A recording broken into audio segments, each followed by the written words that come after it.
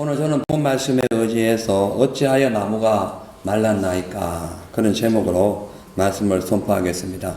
오늘 이 말씀 선포될 때에 우리 모두의 삶에 열매 없는 인생이 아닌 열매 가득한 그런 인생이 되시기를 바랍니다.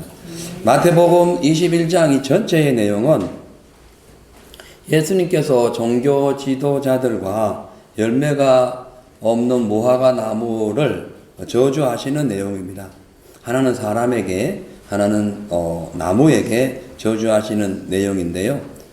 좀 무겁기도 하지만 또 이 내용을 보면 하나님의 그 기쁘신 사랑과 뜻을 발견하게 됩니다.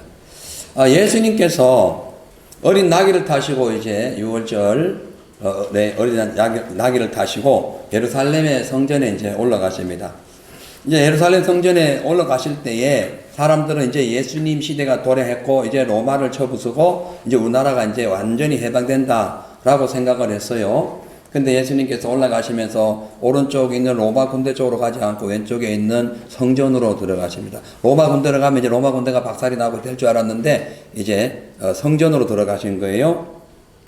그래서 들어가셔서 보니까 거룩한 제사를 드려야 할 그 성전에서 온갖 잡상인들이 물건을 파는 것을 이렇게 보시고 나중에 물건 자판들을 다 엎으신 후에 내 집은 만민이 기도하는 집인데 너희가 왜 강도의 소굴로 만들었느냐 라고 질타하신 후에 그 성전 안에서 매매할 수 있는 그 판매권을 갖고 있던 제사장들과 이 서기관 종교 지도자들을 크게 책망하신 후에 베다니촌으로 하루 동안 머무십니다. 그리고 그 이튿날 성전으로 다시 들어가실 때에 무화과 나무를 보니까 잎사귀는 되게 많은데 이 열매가 없어요. 마침 예수님이 시장하셨습니다. 배가 고팠어요.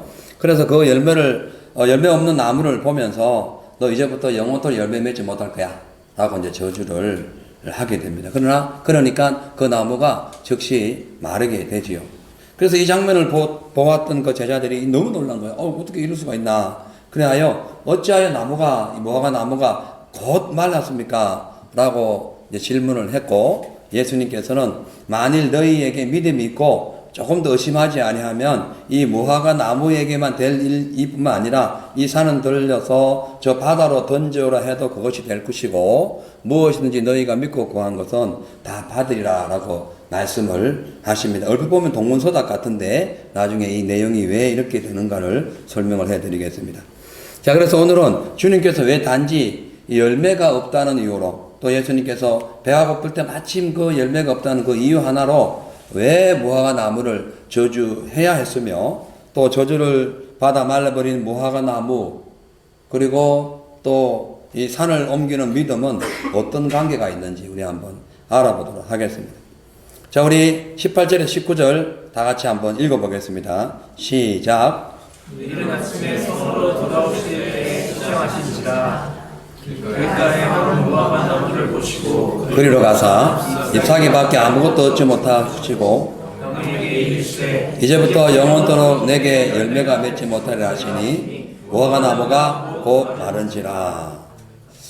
아멘. 그때나 지금이나 이 무화과 나무는 풍요와 번영을 상징했어요. 그래서 누구나 길거리에 있는 무화과 나무를 따먹을 수 있도록 이렇게 허락이 되었습니다. 그래서 이 무화과 나무를 가난한 자의 양식이라고도 불렀어요. 근데 이 무화과 나무는 굵기가 이 밑에 이제 밑둥지 굵기가 약 1m, 둘레 1m쯤 되고 높이가 5, 6m 정도 꽤 높지요. 우리 교회 건물이 한 3m 좀 되니까 2배 정도 되는 높이고 한 3m 60이죠? 높이가. 예. 한 거의 2배가 되고 그 다음에 가지가 아주 넓게 퍼져 있어요. 한 10m 가까이 퍼져 있어요. 자, 그래서 이 정도로 큰 나무기 때문에 그 당시에 무화과 나무 밑에서 기도하고 명상에 잠기고 또 휴식을 취하는 그런 사람들이 많이 있었던 이 무화과 나무 우람하고 아름다운 나무였어요. 그래서 요한복음 1장 48절에 보면 예수님께서 무화과 나무에 앉아서 이스라엘의 위로를 기다리던 그 나다나엘에게 야, 너 진짜 간사함이 없는 사람이구나 그렇게 칭찬했던 그런 나무이기도 합니다.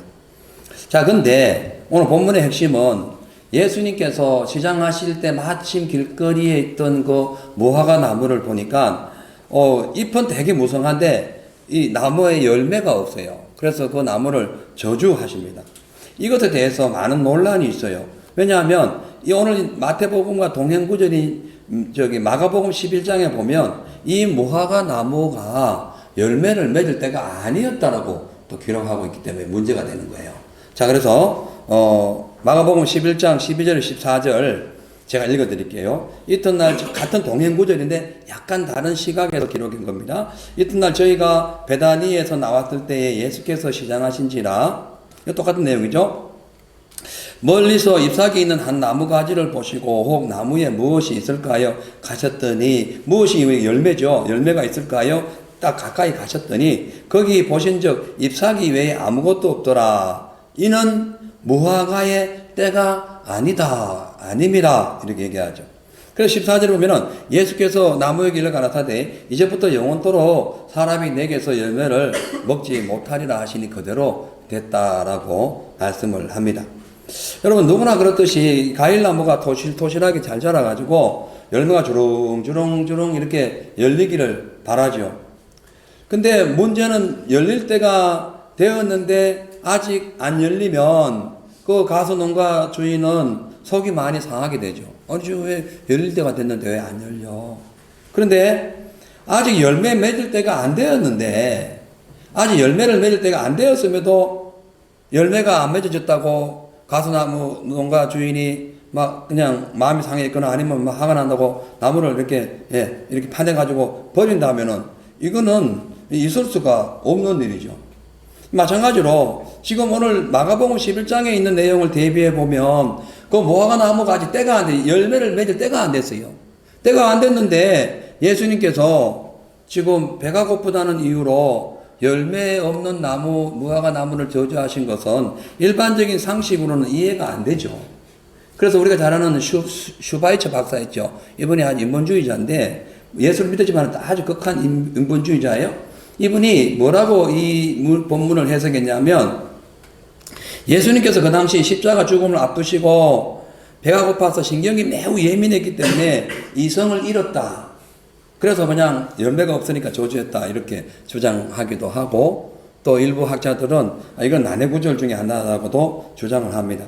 근데 여러분 한번 생각해 보십시오. 천지를 창조하셨고 실질적인 창조주가 되시는 예수님께서 단지 배가 고파서 열매 없는 나무를 저주하시는 그런 수준 낮은 분이 아니시죠. 열매가 없으면 열매 나라 하면 되는 거죠.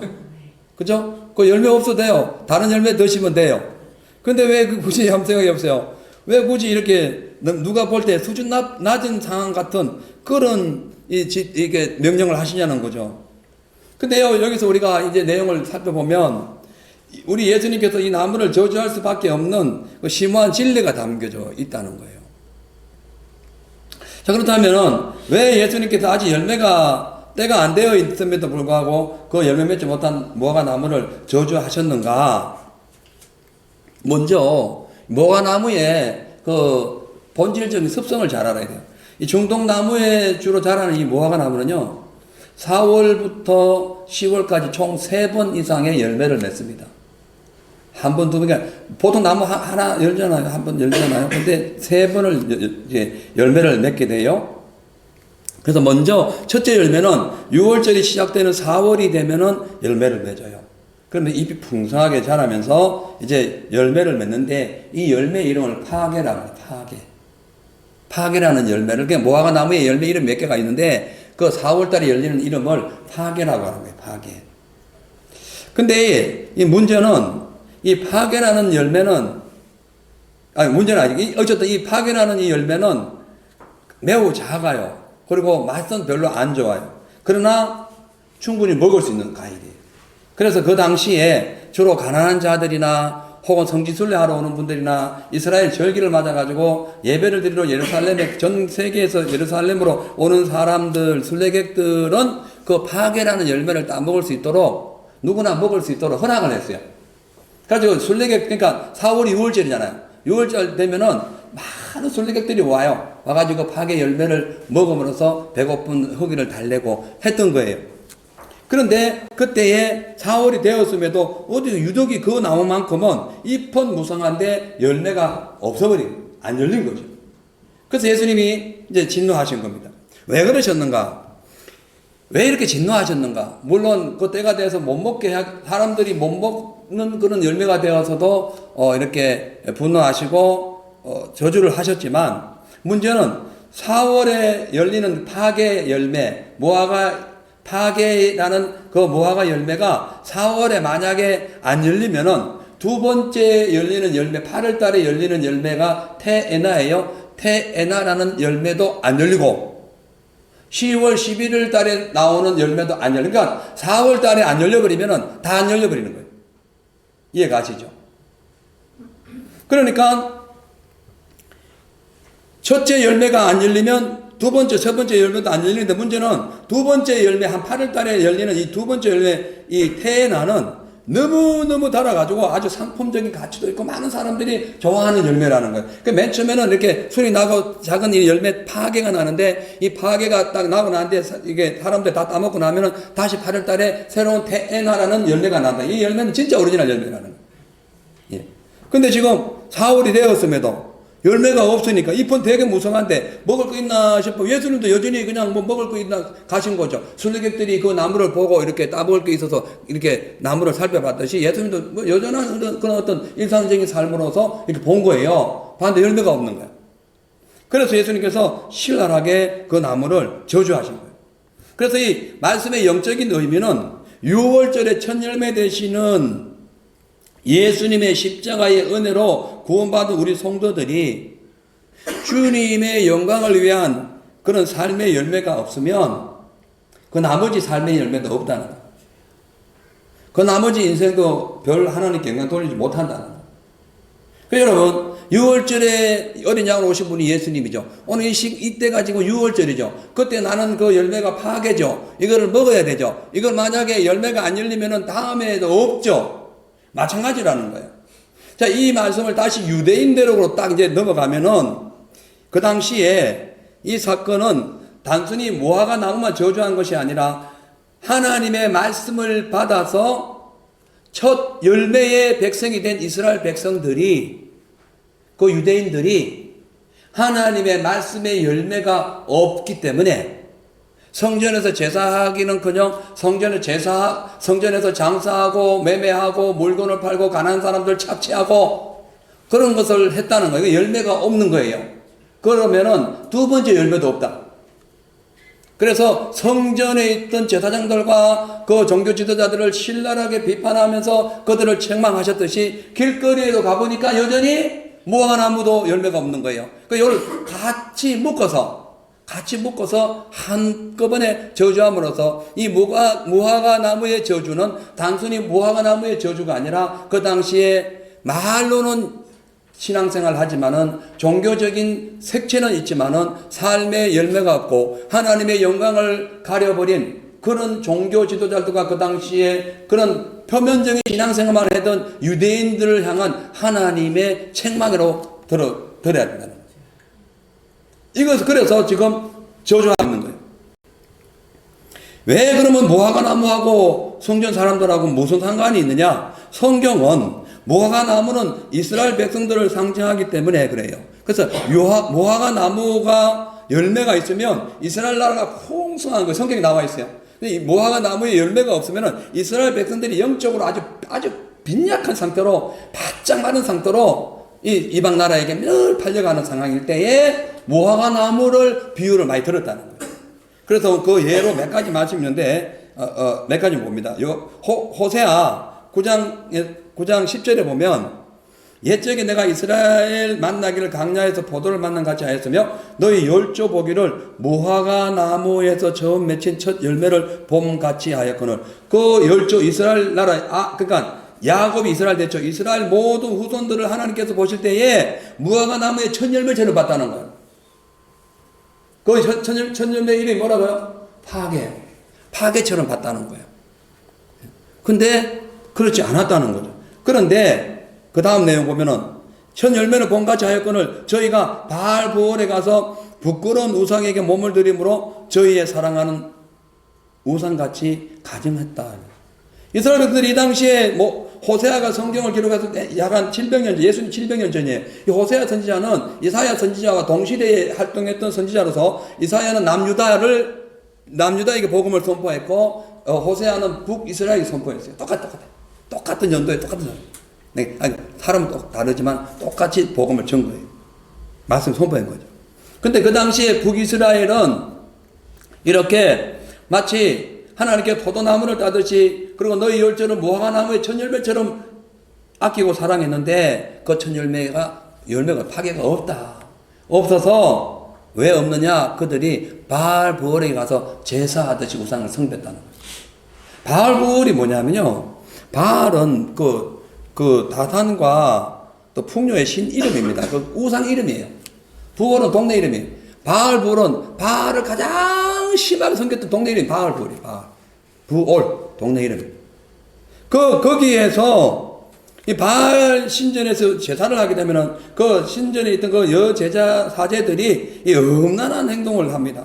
그래서 이 사건이 이제 민수기로 올라가면 이거 이스라엘 백성들이 강야로 갈 때에 민수기 모압 자손들이 있었던 그 민수기에 보면은 그들이 중에 십팀에서 그 모압 자손들 그 우상 숭배 바알을 숭배했던 그들과 그냥 혼음을 하게 되죠. 그래가지고 그 당시에 백성의 지도자들을 목매 죽이고 막 많은 사람들이 죽습니다. 이게 그 당시 그 사건을 지금 예수님 탄생 전 700년 전에 호세아가 그대로 선포하는 거야. 너희들이 옛날에 가나안 땅 올 때에 너희 열조가 그렇게 했듯이 너희들도 여전히 열매가 없네. 그래서 이 사건 뒤에 내용 쭉 보면은 아수르에게 팔려갈 내용을 쭉 설명하는 거예요. 북이스라엘은 아수르에게 망했고 남유다는 바벨론에게 망하잖아요. 그렇게 했다는 거죠. 자, 근데 예수님 탄생 전 이렇게 700년 전에 그 당시에 유대인들, 그 당시에 제사장들, 그 다음 백성들이 이렇게 죄로 인해가지고 무화과 천나무의 열매가 없어서 그렇게 팔려갔듯이 지금도 700년 후가 지난 예수님 그 시대에도 여전히 그들이 성전에서 온전한 예배를 드리지 아니하고 무화과 나무, 열매 없는 무화과 나무처럼 백성들을 착취하고 돈벌이에만 눈이 벌겨가지고 그냥 하나님의 그 거룩한 말씀을 선포하지도 아니하고 달면 삼키고 쓰면 뱉어버리는 이런 생활을 했다는 거예요. 그래서 그들을 열매 없는 나무로 저주해버린 겁니다. 그래서 예레미야서 8장 13절에 보면 또 이런 말씀이 있어요. 앞에는 12절에는 가증한 이 우상을 숭배했다는 내용이 나오면서 13절에 보면은 여호와께서 말씀하시되 내가 그들을 진멸하려니 포도나무에 포도가 없을 것이며 무화과 나무에 무화과가 없을 것이며 그 잎사귀가 많을 것이라 내가 그들에게 준 것이 없어지리라 하셨나니.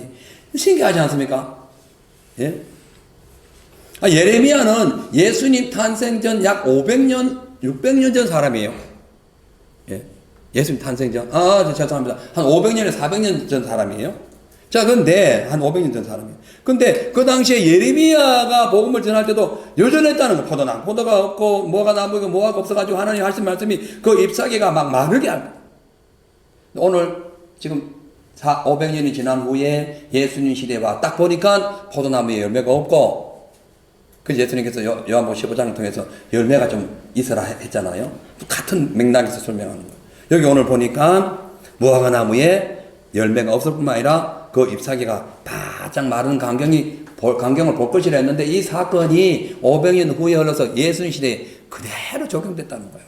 그러니까 여러분, 성경은 하나님의 말씀입니다. 사람은 말이 왔다 갔다 하고 변질될 수 있지만 하나님의 말씀 한번 뚝 떨어지면은 정확하게 임해가지고 열매를 맺어요. 그래서 하나님의 말씀 우리에게 임할 때 우습게 들리면 안 되고 그 말씀을 정확히 듣고 우리도 그 말씀에 따라 살아야 됩니다. 그래야 우리에게 복음의 열매가 임하는 거죠. 아무튼 이 무화과 나무는 평화와 안정이 가득한 이스라엘 나라 백성을 상징합니다. 반면에 이 풍요롭고 평화와 안정이 있는 이 나무를 상징하지만은 하나님 앞에 죄를 지었을 때는 마치 바짝 마른 무화과 잎은 무성해요. 그런 무화과 나무처럼 하나님의 심판의 대상이 된다는 거예요. 심판의 대상. 여러 개의 그 당시에 무화과 나무가 있었겠죠. 근데 예수님이 딱 보는 그때 그 나무가 열매가 없어버린 거예요. 다른 나무는 모르겠죠. 예수님께 야, 내가 다 비 내려주고 다 너 잘할 수 있도록 다 해줬는데 다른 열매를 다 했는데 너는 왜 없냐? 이래 한 거예요. 여러분, 우리가 동일하게 하나님 말씀 듣습니다. 아멘. 동일하게 신앙생활이에요. 아멘. 아멘. 근데 주님이 지금 성전에 가셔서도 보셨고, 그들이 제사하는 광경을, 그들이 잘못된 걸 보셨고, 무화과 나무에도 오늘 첫 절에 보면은 보시고, 열매 없는 걸 보시고, 주님은 보신다. 책 같다, 책 같다. 여러분, 주님은 우리를 보십니다. 아멘. 우리 신앙을 보세요. 아멘. 이스라엘 백성들이 그 당시에 성전 안에서 제사를 지르는 그 방식이 아주 타락했다면 그거는 내적인 열매고, 잘 들어보세요. 이건 종교적인 것, 영적인 것이니까, 제사와 관련되니까 이건 영적인 것이고, 무화과 나무에 열매가 없다면 우리 삶에 있어서 열매입니다. 여러분, 영적인 열매도 맺어야 돼요. 아멘. 아멘. 삶의 열매도 있어야 돼요. 근데 이스라엘 백성들은 두 개 다 없어버린 거예요. 성전 안에서도 열매가 없었고, 밖에 나가지고 일상적인 삶의 나무의 열매도 없어버린 거예요. 그래서 결국은 이 말씀, 이 저주대로 AD 70년에 티토스 장군이 와가지고 그 나라를 완전히 박살을 냅니다. 유대인이 완전히 다 박살나요. 유대인 나라가 없어져버려요. 예? 그래서 그 후에 이제 예수님께서 마태복음 24장을 통해서 무화과 나무의 비유를 배우라. 잎이 연하해지고 여름에 오면은 내가 임재가 가까이 온 줄 알지니라. 이것이 1948년에 이스라엘이 독립하면서 지금 예수님이 오실 때가 다 되었다는 것을 또 의미하기도 하죠. 이걸 분명한 성경의 예언이기 때문에 맞아졌다는 거죠. 또 계속 맞아지고 있고요. 자, 그래서 그 당시에 마태복음 21장 전체 본문을 보면요, 영적으로 성전 생활이 다 타락했어요. 왜냐하면은 그러니까 그 당시에 이 성전에는 세 가지 큰 문제가 있었는데, 첫째는 뭐냐면은 성전에 들어가기 위해서 성전세를 내야 돼. 성전세. 여러분, 이제 우리 교회 올 때 저기 누가 앞에 딱 수금하는 사람이 올 때마다 뭐 1000불씩 2000불씩 혹은 뭐 100불 10불씩 20불씩 받으면 누가 교회 오겠대? 근데 그 당시에는 성전이 하나밖에 없었어. 그럼 무조건 성전세를 내야 돼. 자기네들이 임의대로 정해놓은 성전세를 내야 돼. 두 번째, 재물값을 자기들이 각자 멀리서 다 이렇게 못 가져오잖아요. 그래서 신명기 20장인가요? 거기 보면은 재물을 못 가져오거든. 가서 사서 해라. 근처에 가서 재물을 사다가 제공해라. 그 제사를 드려라. 그렇게 말씀하신 거예요. 자, 근데 신경 쓰지 마시고요. 아니, 크락션 소리를 신경 쓰지 말라고. 이 말도 신경 써야지, 이 말씀에는. 예. 두 번째는, 그 재물을 사야 되는데, 일반적인 돈으로는 살 수가 없어요. 성전에서 트랜스포 해주는, 그러니까, 한전해주는, 그 돈으로만 사야 되는데, 그 당시에 양이, 예를 들어가지고, 한 100달러다. 그러면은 성전에 가지고 양 한 마리 사는 데는 200달러를 내야 돼. 그 당시에 한정값이 환율이 엄청나게 올랐거든. 그러니까 그래가지고 그래놓고 자기들은 배만 채우는 거죠. 그리고 진짜 중요한 것은 그 성전은 지성소가 있고 지성소가 있고 성소가 있고 그 옆에 이제 뭐 물두멍이 있고 보제단이 있고 쭉 있는데 그 전체 옆에 보면 또한 이방인의 뜰이라는 거 있어요. 이방인들도 제사를 드리라고 이방인의 뜰을 만들어 놨다니까. 성전에. 그 당시에 하나님이 세심한 배려죠. 그래서 솔로몬이 그걸 지었는데, 나중에 파괴되고 이제 그 헤롯이 똑같이 지었어요. 그 당시에 이 성전, 헤롯 성전이니까. 근데 그 이방인이 와서 이방인의 뜰에서 하나님을 섬기고, 비록 이방인이지만 여호와 하나님 믿는 사람들 거기 와서 하나님께 제사하고 해야 되는데, 이 이방인의 뜰이 그냥 장사판이 돼가지고 그냥 거기 전체가 그러니까 장사판이 된 거야. 막 부수 깔아놓고 막 장사하고 막, 예? 그냥 그래 놓으니까 이게 어디에 이방인의 뜰에서 제사를 하고 어디서 기도를 해야 될 장소가 없어져 버린 거예요. 그러다 보니까 사람들이 자연적으로 어떻게 됐냐면은 이방인의 뜰에서 제사를 드리고 기도를 해야 되는데 그런 게 없어지고 그냥 사람들이 들락날락 하는 하나의 대중교통이 돼버린 거야.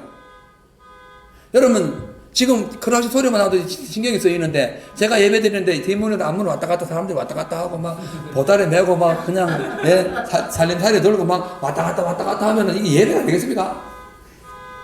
그 당시 이랬다는 거예요. 그래 뭐요? 완전 열매 없는 거죠. 하나님의 말씀을 선포하고 제사를 드려야 할 그 장소에 온갖 자상인들이 막 이거 얼마요? 이거 20원 세일해 줄게요. 이래고 세일해 줄게 하고 들락날락 이러자고 왔다 갔다 하고 그 예배가 되겠냐고요. 여기 가장 문제였어요. 성전세도 문제였고 재물값 받는 것도 문제였는데 예배의 본질이 흐트러져 버린 거예요. 그럼 어떻게 열매가 있어요? 없어요? 이스라엘 백성들은 하나님의 말씀을 받은 첫 열매, 물론 예수님 첫 열매입니다. 어쨌든 여호와 하나님의 말씀을 모세를 통해 아주 받았던 첫 열매가 유대인이에요. 그죠? 근데 이 유대인이 지금 예수님 시대에 와가지고, 물론 그 시대 쭉쭉 오면서 열매가 없었습니다. 근데 예수님이, 그러니까 진짜 첫 열매인 예수님이, 그 말씀의 본체인 예수님이 오셨음에도 불구하고 그들은 열매가 없는 거예요. 파괴라는 열매가 없는 거예요. 그래서 그 성전에 가가지고 그들을 신랄하게 책망을 한과 동시에 그 이튿날 나와가지고 딱 무화과 나무 보니까 여전히 무화과 나무도 열매가 없는 거예요. 그래가지고 사정없이 그 열매를 저주하십니다. 여러분, 우리는 하나님의 교회에 와가지고도 열매를 맺어야 됩니다. 영적인 삶에도 열매를 맺어야 됩니다. 말씀에 아멘하고 감사할 줄 알아야 되고, 나머지 밖에 나가서도 예수 믿는 사람처럼 좀 사셔야 됩니다. 예수 믿은 지 그래 오래 했는데 아직도 여전히 세상 사람들이 볼 때 뭔 예수쟁이가 저 모양이냐. 예수 믿는 거 맞아. 저 사람 오면 뭔가 안 맞아. 저 사람만 보면 뭔가 막 기분이 나빠. 근데 그분이 누군데 어느 교회 교인이래. 그 열매가 없는 거예요. 열매가 없는 겁니다. 교회를 다닌 지 얼마나 오래됐는데 아직도 기저귀도 못 차고 막 그냥 오물을 막 땅바닥에 막 헤치고 있는 그런 삶을 산다면 이 열매 없는 겁니다. 그럼 어떻게 돼요? 예수님으로부터 책망받아요. 그리고 이것이 계속 오래 가면 주님 오실 때 혹은 내가 먼저 갈 때에 미안하지만 잘못된 대로 갈 수 있습니다. 있잖아요. 예? 자, 그래서 그 당시에 6월절에 반드시 박의 열매를 맺어야 함에도 불구하고 입만 무성하고 열매가 맺을 수 없었던 그 삶을 오늘날에 적용한다면은 입으로는 주여 주여, 입은 무성해. 아유, 주님이 내가 주님 사랑하는 거 알지 못하느니까 나 모르는데. 입은 무성해. 뭐 교회 목사요, 장로요, 집사요, 10년 20년 다녔어요. 나는 모태신앙이요. 뭐 어떻게 해요? 나는 뭐 해요? 뭐야 하는데 하나님의 계명이 사랑이 없고, 사랑이 없어. 전부 이기주의에 빠져가지고 자기만 사랑해. 조금만 자기에게 뭔가 조금 마음에 안 들면은 아주 그냥 막 인상을 쓰면서 그렇게 독서를 퍼붓는 그 사람이 예수 믿다면 열매가 없습니다. 열매 없어요. 열매 없어요. 양보하지 않고, 예. 조금만 손해 때문에 별로 문제 없는데도 그 사람을 다른 사람 좋아하는데 자기 혼자만 원수처럼 여기고 쳐다도 보지 않고 인상 팍팍 긁어대면서 그런 삶을 살다면 여러분들은 파괴라는 열매가 없어요. 파괴의 열매는요, 예수님 오시기 전까지의 모든 열매입니다. 예수님 오실 때 재림의 열매가 우리의 이 온전한 성화된 삶으로 주님께 가는 열매예요. 그거 아셔요? 예. 그래서 파괴라는 그 이름이 배파괴예요. 배파괴. 예수님께서 어린 나귀를 끌고 오라 했을 때 그 이름이 배파괴라는, 그게 배파괴인데 이게 배파괴, 파괴라는 게 파괴. 예? 태나는 배다니를 의미합니다. 배다니. 지금 예수님이 지금 파괴를 못 맺었던 무화과 나무를 저주했던 이 장소가 배파괴 근처에 있는 베다니예요. 예수님이 지금 베다니에 서 계시고 배파괴 근처에 있으면서 그곳에서 열매 맺는 나무를 저주했다니까요. 예수님이 계신 곳에도, 이 성전에도, 이 교회에도, 여러분 안에 계신 성령님이 안에 계셔도 여러분들 열매 없으면 심각해지는 거예요. 예수님이 계신 배파괴, 그리고 베다니 그 지역 전체가 파괴라는 열매와 테에나라는 열매가 있는 장소라니까. 근데 없잖아요. 없으니까 예수님이 서 있는 그 장소, 그 동네에 그거 있어야 되는데 없으니까 당신이 서 있는 그 장소를 어떻게 해요? 저주해버리잖아요. 저주. 여러분, 나는 예수를 얼마나 믿었어요? 10년, 20년 믿었어요. 그것도 중요하지만 그보다 더 중요한 것은 지금 예수님이 내 곁에, 내 속에 계시고 내 마음이 성령의 성전이라면은 열매를 맺어야죠. 교회 안에서도 열매를 맺어야 되고, 밖에 나가서도 열매를 맺어야 되는데, 배파괴 안에서도 열매가 없고, 테에나에서도 열매가 없어. 그러니까 배다니와 배파괴 자체를 저주해버렸다니까요. 말이 됩니까? 그래서 실질적으로 베다니는 원래 그렇게 열매가 없는 장소라서 거의 가난하고 병들고 막 그런 사람들, 중풍 안전병 이런 사람들이 꽉 차있던 곳이 베다니예요. 실질적으로 예수님 시대에. 왜? 열매가 없으니까. 열매가 없으니까. 여러분, 우리가 영적인 삶이나 육적인 삶에 하나님의, 그러니까 주의 말씀을 받고 주님을 믿는다고 하면서도 열매가 없으면요, 베다니 같은 삶이 된다니까. 베다니 같은 삶. 예. 아무것도 안 되는 거예요. 그래서 마태복음 7장에 보면은 그 당시에 비슷한 그 상황 속에서 예수님께서 어떤 말씀을 하셨냐면요, 17절부터 봅니다. 마태복음 7장 17절부터 보면은, 제가 오늘 말씀 전하다 시간 되면은 다음으로 넘어갑니다. 왜냐면은 이 기도, 산이 움직이는 것과 기도가 무슨 응답인가를 여러분 알아야 되잖아요. 근데 시간이 너무, 요즘에는 2시간 너무 많이 걸려서 그냥 너무 지나가려고 그래요. 예. 그러니까 이해하세요. 대신에 진짜 산이 옮겨져서 기도 응답하는 것이 뭔가를 여러분 아시면 깜짝 놀랄 거예요. 그래서 오늘 최대한 빨리 해볼게요. 빨리 해보고 시간이 안 되면 다음 넘어갑니다. 자, 마태복음 7장 17절에서 23절 보면, 이와 같이 좋은 나무마다 아름다운 열매를 맺고 못된 나무가 나쁜 열매를 맺나니, 뿌린 대로 되는 거죠. 좋은 나무가 나쁜 열매를 맺을 수 없고 못된 나무가 아름다운 열매를 맺을 수 없느니라. 이거 자연의 이치입니다. 19절에 아름다운 열매 맺지 않은 문제가 있어요. 아름다운 열매 맺지 아니하는 나무마다 적게 불에 던진다는 거예요. 이게 문제인 거예요. 그래서 20절에 보면, 그러므로 그의 열매로 그들을 알리라. 여러분, 신앙생활 저분이 진짜 잘한다 못한다는 것은 그분의 열매를 보면 알아요. 예? 삶의 본질을 보면 알고, 마스크를 보면 알고, 예? 다 안다니까. 우리 얼굴을 보면, 페이스를 보면 안다니까요. 예? 여러분, 진짜 제대로 된 열매를 맺어야 됩니다. 그 열매로 그들을 안다잖아요. 예수님은 우리는 나중에 이 땅에 오실 때에 뭘 합니까? 파괴 열매가 있냐를 보는 거예요. 그래서 파괴 열매가 있는 사람에게 테에나라는 열매를 주인 구원의 열매. 아름다운 열매예요. 복된 열매라니까, 이게. 근데 파괴가 없는데 무슨 복된 열매가 오겠냐고. 그래서요, 이거는 뭐 내가 그냥 하나님 말씀 지켜야 되고 안 지켜야 되고 내 멋대로 살아야 되고 안 살아야 되는 것이 아니라, 하나님 앞에 우리가 상급을 받느냐 안 받느냐, 주님 앞에 쫓겨나느냐 안 하느냐의 이 갈림길에 있는 거예요. 그래서 여러분, 신앙생활은요, 나를 위해서 하는 게 아니에요. 예? 주의 영광을 위해서 해야 되는 거예요. 왜냐하면 물론 나를 위해서 하는 거죠. 근데 그 기준점이 내가 되면은 하나님이 두 번째 쓴다니까. 내가 우선순위 되면 하나님 뒤에 물러나니까 내 멋대로 살아가는 거예요. 그러면서 주님은 이해하신다네. 뭘 이해하는데, 마지막에 파괴가 없으면 그냥 저주해버리는데 뭘 이해해요? 예수님이 그 당시에 있는 수많은 무화과 나무를 다 저주했습니까? 아니요. 열매 없는 그것만 저주한 거예요. 왜? 똑같이 다 비가 오고 똑같이 기후를 주고 똑같은 자연 온도 환경을 줬는데 왜 다른 건 다 열매가 없는데 너는 왜 열매가 다 있는데 왜 너는 왜 열매가 없냐는 거죠. 그걸 다 저주한 게 아닙니다. 열매 없는 것만 저주해버렸어요. 예?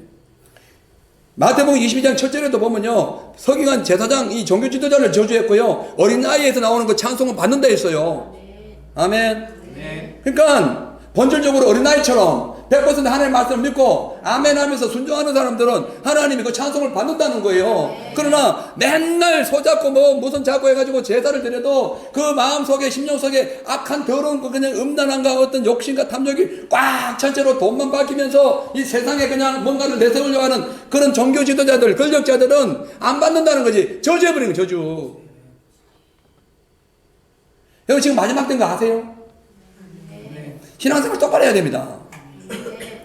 지금 눈앞에 당장 보이는 돈, 눈앞에 당장 보이는 내 자존심, 내 인기, 소용없어요. 무슨 소용이 있어요? 예? 내 영혼 지옥 가볼 후에 그게 무슨 소용이 있냐고. 그래서 지금 우리는 그 당시 열매 없는, 그러니까 열매 없는 나무는 가치 없는 나무예요. 가치 없는 나무를 누가 씁니까? 예? 집을 지어도 제목이 되는 나무를 쓰지, 가치 없는 나무를, 그건 불에 들어가면 불구덩이에. 예? 저는 건설업을 해봤잖아요. 우리 많은 일꾼들이 있어요. 보면은, 겨울 되면은, 그 아파트 현장이나 이렇게 공장, 병원 현장에 가보면요, 똑같은 나무인데, 아주 진짜 좋은 나무는요, 트레일러에 실려가지고, 탁탁탁탁 정리해가지고, 딱 올라갑니다. 근데, 날이 추우니까 요만한 난로를 만들어 놓고 설마 10명, 20명씩 모여가지고 불 떼는 데가 있어. 어떤 나무는 불 속에 들어가더라고, 아궁이에. 예? 진짜예요. 생각이 똑같은 나무 아니냐고. 근데 왜 한 나무는 불구덩이 서가지고 탁탁탁 타고 오르고, 어떤 나무는 보란듯이 쫙 서가지고 그 아름다운 그 병원이나 호텔에 혹은 뭐 이렇게 아파트에 그 좋은 제목이 돼가지고 사람들 아름답게 하냐고, 편리하게 하냐고요. 내 학에 딸려 있는 거예요. 내가 하고 있는 이 열매에 따라서 상황이 달라진다니까요. 자, 이제 다시 21절 또 넘어갑니다. 보면은, 나더러 주여 주여 하는 자마다 다 천국에 들어갈 것이 아니요 다만 내 하늘에 계신 내 아버지의 뜻대로 행하는 자라야 들어가리라. 이거 분명히 말씀하고 있죠. 예? 이게 지금 꼭 그렇다고 행위 구원이라기보다가 삶의 열매가 있어야 주님이 기뻐하신다는 거죠. 예? 자, 22절에 그날에 많은 사람이 나더러 이르되 주여 주여 우리가 주의 이름으로 선지자 노릇하며 주의 이름으로 귀신 쫓아내며 주의 이름으로 많은 권능을 행치 아니하였나이까. 대단한 거예요. 지금 예수 이름으로 귀신 쫓아나가고 막 이거 뭐 선지자 이거 말씀이 이루어지고 이 대단한 거예요. 주의 이름으로 막 이 역사가 나타나고, 예? 기도 많이 하는 교회일수록 이런 게 있어요. 우리 교회가 다 대부분 있잖아요. 여기 문제는 여기 미혹 당하면 안 돼. 귀신 좀 쫓아내고 병 고쳤고 뭐 능력 좀 행하고 말이 그냥 언어가 이래가지고 예언이 이루어지고 그 예언 이루어지잖아요. 어떤 얘기하면은 뭐 어떻게 할 겁니다 하면 이루어지잖아요. 심지어 뭐 한 달, 두 달 전에 한 말도 이루어지잖아요. 예? 이게 중요한 게 아니라니까. 진짜 이거 중요한 거. 이거는 외형적인 거고 외형적인 열매예요. 외형적 이거를 바로 성령의 뭐라고요? 은사. 성령의 은사 여기. 근데 성령의 열매가 없으면 안 돼요. 가지가 풍성해. 이건 은사지. 풍성하잖아요. 가지가 풍성해. 은사예요. 그 밑에 사람들이 명상에 잠기고 기도도 하고 책도 읽어요. 그거 뭐 하거나 뭐 가지가 크니까. 이거 은사지, 은사. 사람들을 편하게 하니까 은사지. 근데 속에 열매가 없으니까 저주받잖아요. 맞죠? 열매가 중요해요. 네. 열매 없으면 그냥 마냥 도루묵 된다니까. 뭐 네가 귀신을 쫓았냐? 아 그래 네 열매는 너 안에 너 속에 나에 대한 그 간절한 믿음에 대한 그리고 천국에 대한 영적인 소망에 대한 너 열매 있냐? 그리고 너의 삶의 열매 있어? 없는데요. 그러면 23절로 넘어옵니다. 그때 내가 너희에게 밝게 말하되 내가 너희를 도무지 이거 전혀 I never know you. 네, 난 너를 진짜 모른다. 완전 100% 난 너 모른다. I never know you. 난 너 몰라. 무슨 얘기예요? 지금 예수 이름으로 귀신 쫓았잖아요. 예수 이름으로 병 고치고 뭐 능력 행했는데 뭐 예언도 이루어졌어요. 근데 예수님은 I never know you. 난 너 몰라. 절대 몰라. 하나도 알 수 없어. never라는 건 절대 가치잖아요. 안 된다. 절대 모른다는 거예요. 여기 영어 보세요. 영어 표현 나오죠? 예? I never know you. 모른다잖아요. 자, 그래서 불법을 행한 자들아 내게서 떠나가라. 예? 떠나가라. 예수님이 지금 뭐라고 해요? 떠나가라는 거예요. 너 보기 싫다. 나가. 아이고, 나가. 보기 싫어. 여러분, 우리 마음 관리 잘하시고, 표정 관리 잘하시고, 삶의 관리 잘하세요. 그게 열매예요. 예? 열매예요.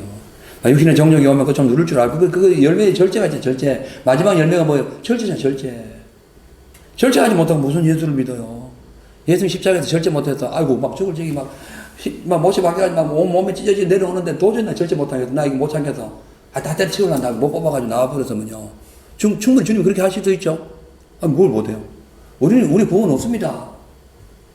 나의 절제를 나의 나도 구원받고 남도 좀 구원시켜야지. 매 절제를 못해가지고 내 때문에 다른 사람 상처받고 막 시험 들고 뭐 예수 믿는 게 저 모양이냐고. 그런 얘기 되면 주님이 그냥 막 십자가에 가서 막 대면서 박아버리는 거예요. 십자가에서 내가 너를 지금 십자가에서 죽었으면 너를 구원했는데 또 못을 박냐? 또 못을 박아. 그렇게 나를 또 박냐? 예?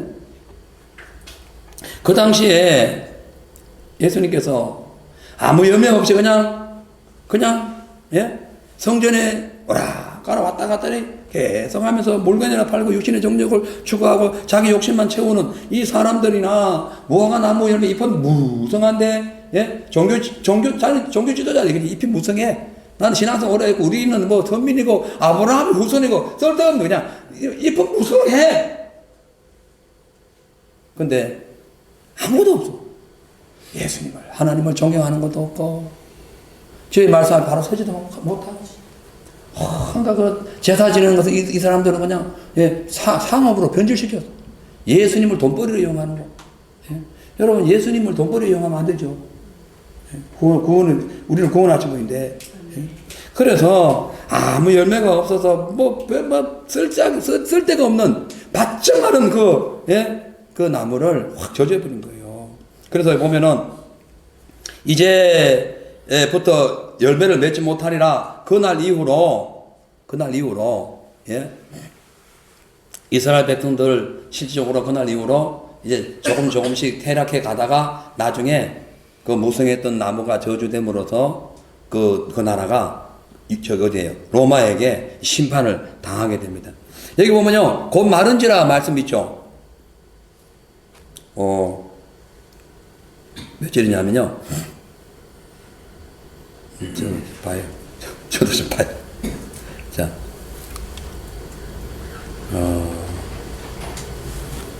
몇 절이에요? 19절. 자, 보면은, 내 영혼들로 열매 맺지 못하리라 하시니, 무화과 나무가 곧 마른지라, 이러죠. 곧 마른다는데요. 마가복음에 보면은, 그 다음날 마릅니다. 여기는 곧 말랐대. 근데, 마가복음에 보면 다음날 말랐대. 이게 좀 뭔가 좀, 근데 이거를 의미를 알아야 돼요. 여기서 곧이라는 것은 파라그레마라는 것인데, 어떤 물건을 살 때, 물건과 함께 라는 의미의 파라, 그리고 돈을 지불할 때 받는다라는 의미의 크레마예요. 그러니까 파라크레마는 물건을 살 때 즉시 반드시 100% 그러니까 돈을 주고 물건을 살 때는 당연히 100% 그 물건이 내게 온다는 뜻이에요. 그러니까 고치든 그 다음 날이든 상관없이 열매 없는 나무가 예수님께서 선포하신 그 저주의 말씀을 듣고 외형은 그대로 있었지만은 속은 본질은 벌써 예수님 말씀에 가지고 교환돼 버린 거예요. 돈을 주면은 물건을 주잖아요. 그 교환이라고 합니다. 말씀과 더불어 교환되면서 이 나무는 이미 죽었다는 거 의미하는 거예요. 그러니까 곧 말랐거나 그 다음날 말랐거나 확실하게 말랐다. 100% 말랐다. 이걸 의미하는 거예요. 그래서 그 당시에 익지는 않아도 그러니까 잎은 무성한데 익지도 않고 열매가 없는 이 파괴, 이거는 오늘날 예수를 믿고 교회를 다녀도 전혀 크리스찬답지 못한 삶을 의미해요. 오늘 이제 이런 삶을 우리는 이제 버려야 되는데, 성경에 보면은 해결 방법이 있어요. 누가복음 13장 6절에서 9절 보면은 이런 말씀이 있어요. 이에 비유로 말씀하시되, 한 사람이 포도원에 무화과 나무를 심은 것이 있더니 와서 그 열매를 구하였으나 얻지 못한지라. 열매가 없는 거예요. 파괴가 없는 거예요. 파괴가. 왜냐하면 파괴만 있으면은 태나 있다 했죠. 그러니까 첫째 열매가 있으면 두 번째 열매 열린다 했죠. 그러니까 여기 없다는 것은 파괴가 없는 거예요. 파괴라는 열매가 없는 거예요. 이 열매가 없어. 구해도 없어요. 그래서 가본지기에게 이르되, 내가 3년을 와서 이 무화과 나무의 실과를 구하되 얻지 못하니 찍어버리리라. 어찌 땅만 버리겠느냐. 땅 주인, 이 땅의 주인, 우리의 주인 예수 그리스도 3년 동안 두고 보겠다는 거지. 그래도 열매 없으면 찍어버리겠다. 없애버리겠다. 이걸 분명하게 말씀합니다. 그죠? 자, 그런데 8절에 보면은 대답하여 가로되, 주인이여 금년에도 그대로 두소서. 내가 두릅하고 거름을 줄이니 이후에 다시 실과가 열리거니와 그렇지 아니하면 찍어버리소서. 여기 보면 8절에 대답하여 가로되 주인이여, 이 대답을 누가 해야 돼? 우리가 해야 돼. 우리가 하는 말이라니까. 우리가 주여 올 한 해만 좀 봐주세요. 조금만 더 봐주세요. 한 번만 더 봐주세요. 딱 한 번만 봐주세요. 만약에 한 번 봐주신다면 내가 이제 내 심령을 두릅파가지고 막 해결 좀 시키고, 막 통곡 좀 하고, 통에 자복 해가지고, 완전 내 속에 있는 더럽고 추악한 이 열려내지 못한 이 마음을 확 뒤집어내가지고, 완전히 갈아서 걸음으로 만들고, 이거요. 이해 가요? 그럼 아멘도 해주시고. 아멘. 예. 갈아서 완전히 뒤집어져서 완전히 밭을 확 토양을 완전히 뒤집어 놔가지고 그 얘기예요. 그리고 두릅하고 여러분 우리가 열매 맺지 못하면요 가만히 있으면 안 돼요. 내 자신의 내 삶에 어떤 문제가 있었는가 두루두루 살피면서 문제 있는 걸 파내야 돼. 아멘. 싹 파내야 돼. 싹 파내야 돼. 저는 하전민의 아들입니다. 무슨 얘기냐면 저희 아버님이 이렇게 일본에 그 징용 가셨다가 오셔가지고 당장 이렇게 기부하셔가지고 갈 데가 없으니까 산으로 가셨어요. 그래가지고 산을 불을 질러가지고 나무 캐고 뭐 돌 캐고 해가지고 밭을 만들어가지고 거기서 곡식 심어서 아주 옛날에 살았던 분이에요. 그래서 저도 한 번씩 학교 갔다 와가지고 산에 올라가지고 이렇게 한번 봤거든요. 보면은 열매 없는 나무가, 열매 없는 그런 그 어떤 곡식은요, 반드시 돌덩이, 뭐 풀뿌리, 뭐 이런 것도 막 희한한 것이 같이 나가지고 이 열매가 없는 거예요. 이게 안 자라나 곡식이. 그거는요, 사정없이 갱이로, 호미를 하죠. 그걸 막 파내가지고 팽팽하게 하죠. 옆에 있는 없는 흙도 막 가져와가지고 덮어놓고 막 이럽니다. 그러면 조금 있다 보면 비 한 번 오고 나면요, 완전 죽었던 것이 살아나요. 우리도 그렇게 하라는 거지. 하나님 말씀으로, 기도로, 막 파헤쳐야 돼. 두루 파헤쳐. 두루 파고 거기에다가 이 걸음을 줘야 돼요. 예. 거기에다가 하나님 말씀에 걸음을 줘야 돼요. 그 후에 구절 봐요. 그 후에 만일 실과가 열매면 괜찮고 그 후에도 안 되면 찍어버리소서. 그 후에 안 될 리가 없지. 이렇게 하면 안 될 리가 없지. 근데 말로는 그렇게 해놓고 어제도 회개하고 오늘도 회개하고 말로는 그냥 회개하는데 땅도 안 파. 걸음도 안 줘. 여전히 구습으로 계속 하는 거야. 그러면 안 되는 거죠. 그럼 그 다음 해 찍힙니다. 영성 사라져요. 하나님 만날 수 있는 길이 멀어져요. 하나님과의 교통 완전히 없어져요. 그 완전히 멍한 인생 됩니다. 주여만 해도 주님이 들어주시는데 주여 백날 해도 안 되는. 그 예레미야에게 야 이미 타락해가지고 우상 숭배해가지고 내 말을 무시하고 지금도 나의 말을 무시하고 지금 애굽의 원조를 구하고 있는 저 사람들에 대해서 기도하지 마. 내 저 사람 기도 안 들어. 기도하지 말라잖아. 왜? 열매가 없는데. 백날 얘기해도 뭐 걸음을 파고 뭐든 땅을 파고 읽어가지고 걸음을 준다 해도 말로는 그러고 여전히 그냥 세상을 찾아가고 우상을 숭배하고 세상 권력을 찾고 여전히 눈에 보이는 육신의 정욕을 찾아가는데 무슨 그들의 기도를 내가 응답하냐. 그들을 내가 중보기도 하지 마라. 중보기도 하지 마. 여러분 이게요 좀 매치라는 게 있잖아요. 서로 맞아야지. 죄종이 중보기도를 하면은 본인도 같이 바뀌어야죠. 바뀌어야죠.